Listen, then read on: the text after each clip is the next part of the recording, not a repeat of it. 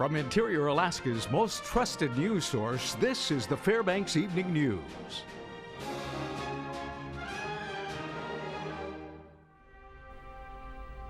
Good evening. Thank you for joining us. Day 2 of trial for a North Pole man accused of sexually abusing children began with testimony from another victim. This morning, the second of 3 alleged victims, a 45-year-old Alan Hughes, took to the stand and testified for over 2 hours. Hughes is charged with 27 counts of sexual abuse of a minor. The second girl, now 18, recounted the times that Hughes reportedly raped her, something she said, quote, happened throughout her entire life. She spoke of the secrets they kept about the abuse for years until a research on the internet prompted her to speak out. The abuse reportedly occurred inside Hughes's home and even at his place of work. The girls would use the code, quote, he caught me, to alert each other that they had been raped. A point of contention today was the issue of pregnancy for the victim due to the number of times she was allegedly assaulted and how the state could argue their case. This started when she was very young. And she will tell you that this wasn't something that happened once. I do believe that the state has a right to support her testimony. This is clearly a way for them to try to demonstrate a reason why she would not have gotten pregnant, other than her not telling the truth about what happened. This is an elemental fact for the state. The 32nd Annual Alaska Tribal Court Development Conference wrapped up earlier today. Mike Fussell was there and files this report. Bridging tribal and state justice systems took center stage during the final day of discussions at the Alaska Tribal Court Development Conference. Officials from various branches of government at the state and federal level weighed in on the issue, including speakers from the Alaska Health and Social Services Department and Federal Bureau of Indian Affairs. Talks focused on incorporating innovative methods within the two judicial systems that promote restorative justice. Alaska Supreme Court Chief Justice Craig Stowers says dual jurisdictional wellness courts and circle sentencing, which moves traditional courtroom procedures to the communities they affect, have produced beneficial results. And the community can express to the perpetrator how this particular crime or this bad act affects not just the victim, but affects the community as a whole. If he goes through this, and if it's successful, as it often is, it should reduce the probability that he would commit the bad act again, therefore reducing recidivism. Tribal Administrator Wilson Justin, who spoke on the last 2 days of the conference, says circle sentencing and other methods of restorative justice are meant to help people understand the implications of their actions within their own communities. What the modern day leadership is trying to do is say, no, you are directly responsible for your family's health and well-being. Whether or not you accuse or are part of or feel guilty, that's all irrelevant. What needs to happen is you need to feel like you're responsible for the safety and security of your family.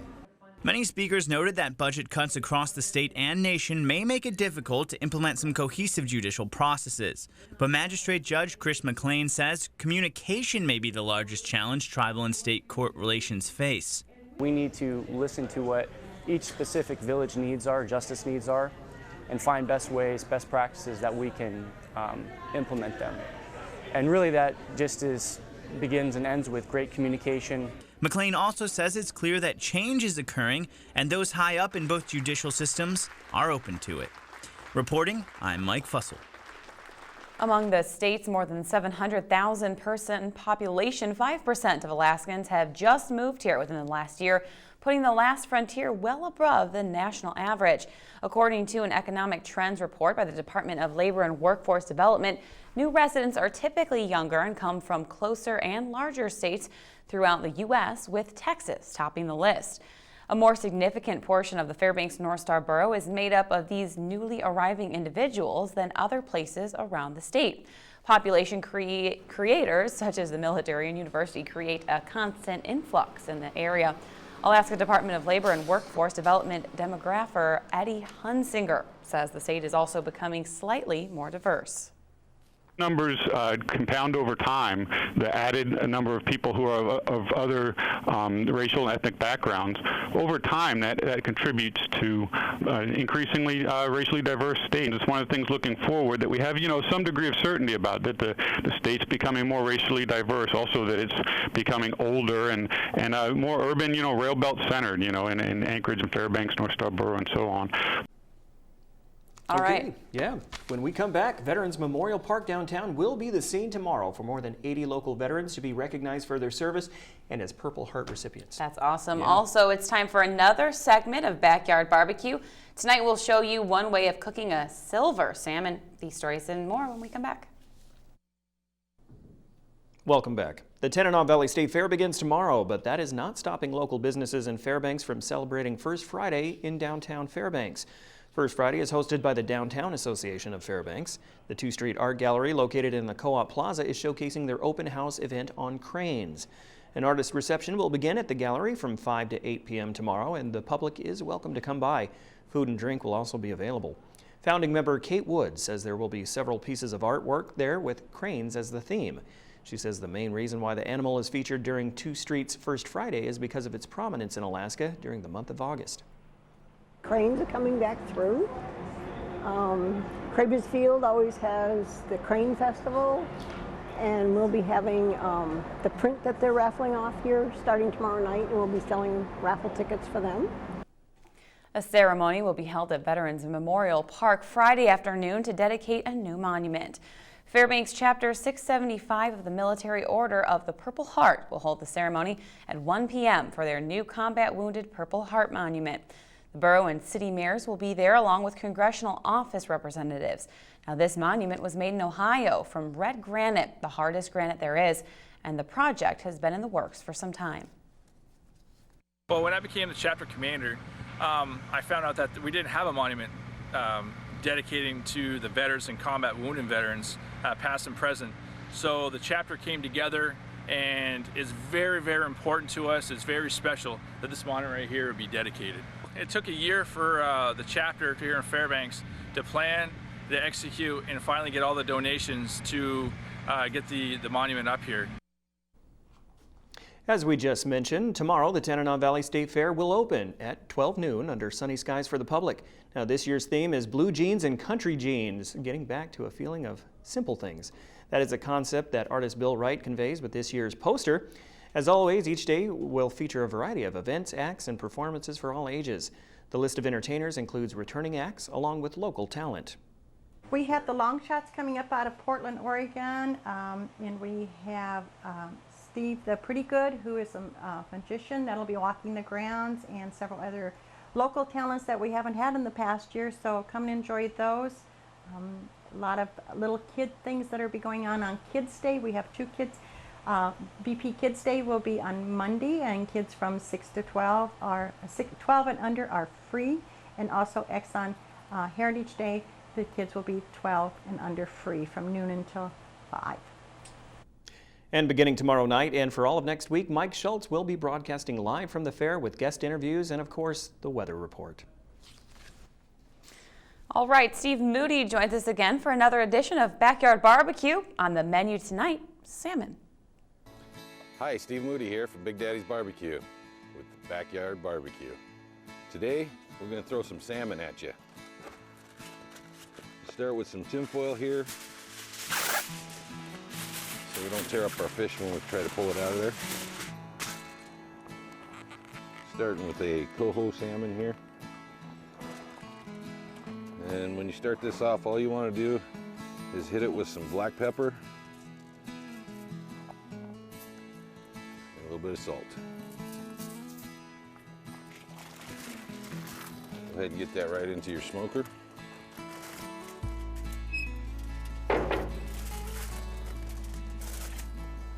Salmon cooks pretty quick, so you don't have a lot of time.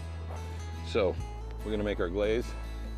We have some molasses, half a cup of molasses, half a cup of brown sugar, and a 1/4 cup of Dijon mustard. And you wanna put that on the stove and heat it so that all the sugars melt in. Okay, when you got about 10 minutes in on your salmon, you're gonna take this and you're just gonna glaze the top of your salmon and let it go for another 5 to 10 minutes. You're looking for a temperature of about 145 to 150 degrees on your salmon.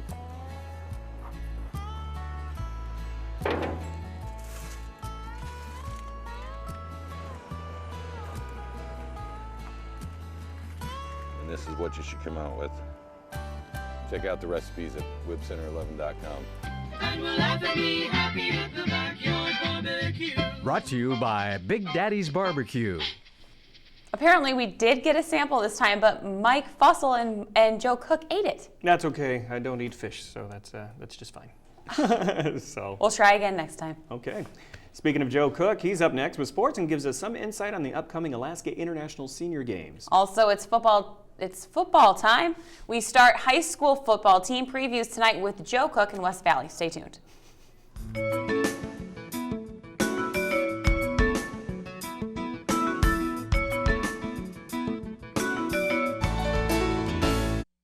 Welcome back, Interior Sports fans. Joe Cook here with your local Thursday Sportscast. Fairbanks and the rest of the Interior are in preparation mode for the Alaska International Senior Games. They kick off this weekend. The opening ceremonies for AISG are this Friday night at 6 at the Pioneer Park Civic Center. This afternoon, the AISG staff organized and gave out pickup packets to athletes. The AISG will be in its 13th year of competition. There are 65 events in 20 different sports. Over 380 people from all over have signed up. Those numbers surpassed last year, which is a qualifying year for the National Senior Games. Venues in Fairbanks, North Pole, and the surrounding areas will be in use. The first full day of competition is Saturday. Games include horseshoes, tennis, and even co-ed ice hockey at the Dipper. AISG President Diane Darnall talks about the impact these games have on seniors who still enjoy competition.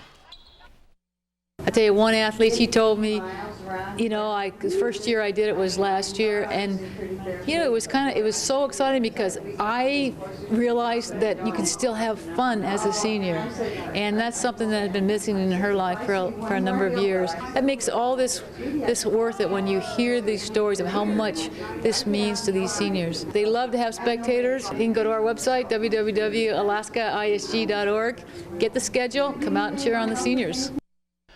The quest for a state golf championship started today in Palmer. 8 golfers with interior ties hit the Palmer Golf Course for the Alaska State Amateur Championship. On the men's side, Adam Baxter will look to win another state title. His last state amateur championship was in 2013. Other golfers include Jeff Leonelli, who was also in the championship flight. Paul Lindhag and Paul Dube are in the men's first flight. The women's field will tee off on Friday morning. Kathy Shuttleworth and Teresa Fisher, formerly of North Pole, will be in the championship flight. 8 Eclipse soccer club teams are in Anchorage for the State Cup. There were some late game dramatics on opening day. Check out this video. West Valley's Kennedy Atley scored the game-winning goal for Eclipse with 5 seconds left in extra time on a penalty kick. The Eclipse 0-0 team won 2-1 over the Rush for the victory. That play highlights a great day for Eclipse teams. The 0-4 boys, they rolled over Kenai with a 9-1 victory. The 0-2 girls team shut out Kenai 3-0. The 0-5 boys team, they won 3-2 over the Rush in their opener. The 0-2 boys team, they were 6-5 victors over Kenai. And 0-3 girls team, they tied the Rush 0-0. The state tourney for the State Cup continues tomorrow. We start our 2015 high school football team previews with our 2 local large school teams to close out the week. Tonight we visit West Valley High School as they retool and revamp their team in hopes of making the postseason. The West Valley Wolfpack finished the 2014 season 2-6 overall and 1-3 in the Rail Belt Conference. They were a win away from almost making the postseason. This season, the Wolfpack bring back talented skill players, but the X factor to their success will be up front in the trenches. Everyone just kind of, working together as a team all the way since January. But now when we come out here and put the mental part in with the reps and getting the blocking and the hand placement and the footwork in, and just getting proper reps and decent reps and quality reps with everyone, when we do have kids graduate or we lose kids to transferring, that the next one up is ready to go. Offensively, the Wolfpack have the Adrian Peterson of Alaska and junior all-Rail Belt running back Joshua Cummings. One of the other returners is junior quarterback Zach Lester, who was also all-conference. He's established himself as one of the team's leaders this offseason. We've been hanging out more, chilling more. We're talking more during practice. We're trying to help each other improve. The defense lost a lot of playmakers like Charles Sudduff and Zach Wall, but the current players feel the defense will be just as good. They want to set the tone. I feel like we want to come out as aggressive as possible, and we want to work their offensive line as much as we can, tire them out, and then strike quick, strike fast, strike often. The first game of the season will be as tough as they come. They will play 2014 state runner-up, the West Anchorage Eagles. We're still going to line up. We're still going to play football. We understand that West Anchorage is a very good team, but we also feel the same way. I think each team is 0-0, so anything can happen, Friday night. We knew that we were going to have a lot of work to put in the offseason, and I think that we should be ready by the time that the game comes. The Wolfpack season opener will be family night. Kids get in free with their football and cheerleading uniforms. There will be face paint, balloons, and more. West Valley kicks off against West Anchorage on Friday night, August 14th at West Valley Stadium. 1, 2, 3. Joe Cook reporting. And that's a wrap for sports tonight. Mike Schultz is up next with your full weather forecast, and we'll catch you next time. Hello, everyone. Welcome back into a Thursday night edition of the Fairbanks Evening News. Mike Schultz with you once again talking about weather. And to start off with, we totally missed that forecast last night. Completely. Did not expect those showers and thunderstorms to rebuild and move back in. That's exactly what happened until about 1 o'clock in the morning. But tonight, things look a lot better, and the weekend is, like I said, is looking good until maybe Saturday. We'll tell you about that in just a little bit. Our photograph for tonight, this is a fun one. Don Edie Forrest, a community meeting. 6 ravens gathering around trying to figure out what's going on. And that's a pretty good shot there. And as always, if you have a photograph to share, send it to photos@ktvf11.com. That's Don and Edie Forrest. Okay, here's your numbers right now. 69 degrees, the high today, the low last night, 50 degrees. The temperature right now is 67 degrees, but just partly cloudy skies. Record high 87 in 1994, but look at that low, 29 in 1946. Sunrise and sunset working out to about 17 hours and 36 minutes, a loss of 7 minutes from yesterday. On our satellite and radar, there's all the moisture draining back into the Gulf of Alaska, and you can see behind it not a whole lot going on, and it looks like things are really clearing up for at least a couple days. And as far as what's going on across the rest of the state, it's raining over southeast Alaska once again, especially around Juneau, showers in Ketchikan. Around the Anchorage Bowl, nice day, 72, sunshine there. 69 also sunshine at Kodiak, cloudy skies at the Cold Bay region, 56. Bethel, sunshine, 63. Partly cloudy skies, 55 at Nome, 44 at Barrow with cloudy skies, and 55 degrees at Fort Yukon, a little cooler than you would expect this time of year. What's going on as far as the lower 48? Another warm day at Seattle, 77 degrees. Very hot temperatures continuing across Las Vegas and Phoenix and Denver. More thunderstorms around the Minneapolis area and the Central Plains. Very hot in Dallas. 103 degrees there. Another hot day over the deep south, as you can see, very hot and humid. And then up and down the eastern seaboard, a little bit of relief. Finally, they're getting some showers, and that is helping to bring some relief from the hot and humid conditions they had before. More storms moving across the Central Plains.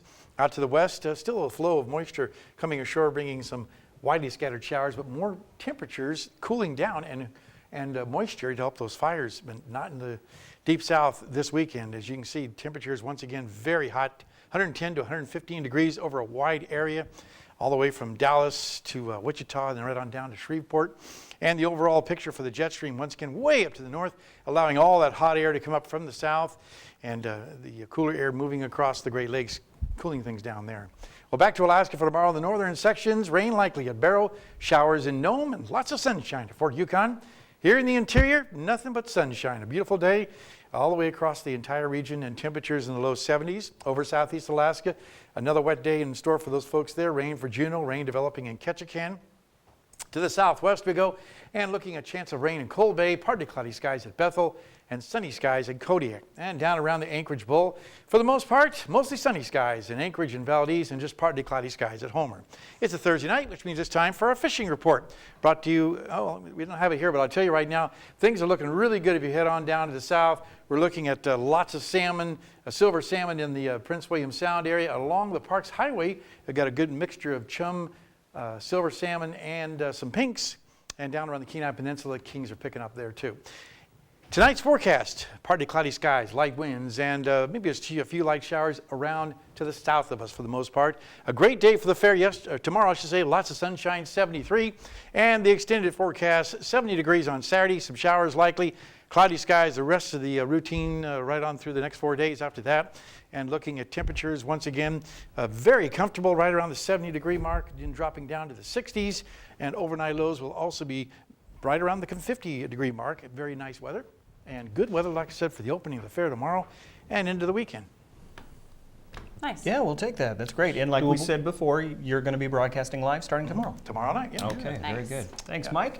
That will wrap up this edition of the Fbx Evening News. We are glad you could join us. And tonight on NBC Nightly News, the Coast Guard seized 16,000 pounds of cocaine from a homemade submarine. I'd like to see that homemade submarine. That's up next with Lester Holt. You will see it if you stick here and watch it. I mean, isn't that just like, Never mind. that's pretty crazy.